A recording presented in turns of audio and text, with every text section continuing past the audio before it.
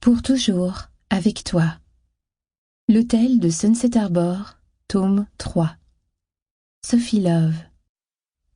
Chapitre 1. Émilie baissa les yeux sur la belle petite fille qui dormait paisiblement dans le lit de Daniel.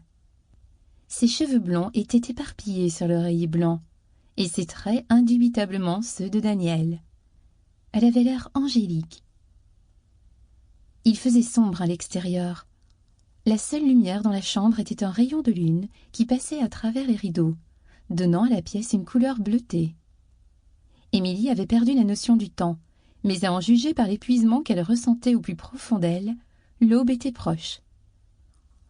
Elle entendit la porte s'ouvrir en grinçant et regarda par-dessus son épaule pour voir Daniel, debout dans l'entrebâillement.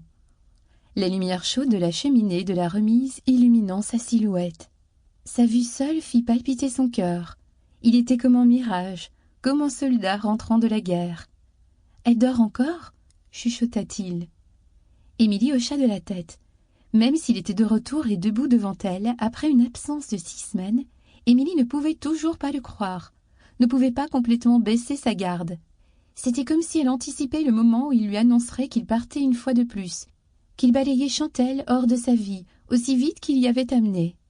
Ils quittèrent la pièce ensemble, fermant silencieusement la porte pour ne pas réveiller l'enfant endormi. « Ça a dû être un long trajet en voiture depuis le Tennessee, » dit Émilie, qui entendait combien sa voix était artificielle, à quel point elle se sentit soudain mal à l'aise en compagnie de Daniel. « Tu dois être épuisée. »« Je pense que nous le sommes tous, » répondit Daniel, reconnaissant en une affirmation l'épreuve qui lui avait fait traverser. Alors qu'ils s'asseyaient ensemble à la table, Daniel regarda attentivement Émilie, une expression sérieuse dans les yeux. « Émilie, commença-t-il, et sa voix se brisa immédiatement. « Je ne sais pas comment le dire, comment faire sortir les mots. Tu sais que j'ai du mal avec ce genre de choses. » Il sourit faiblement. Émilie retourna le sourire, mais sentit son cœur s'emballer avec angoisse. Est-ce que cela arrivait? Annonçait-il son départ et celui de Chantelle? Était-il juste revenu pour lui dire face à face que tout était terminé? Elle sentit les larmes commencer à lui monter aux yeux. Daniel tendit le bras à travers la table et lui tapota la main.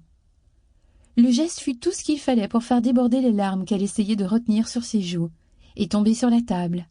« Je suis tellement désolée, » dit Daniel. « Ce n'est pas suffisant, je le sais, mais c'est tout ce que j'ai, Émilie. Je suis tellement désolée pour ce que je t'ai fait traverser, d'avoir fui ainsi. » Émilie balbutia, surprise que les mots auxquels elle s'était préparée ne soient pas venus. « Mais tu as bien fait, » dit-elle. « Tu es allée vers ta... » Sample complete. Ready to continue?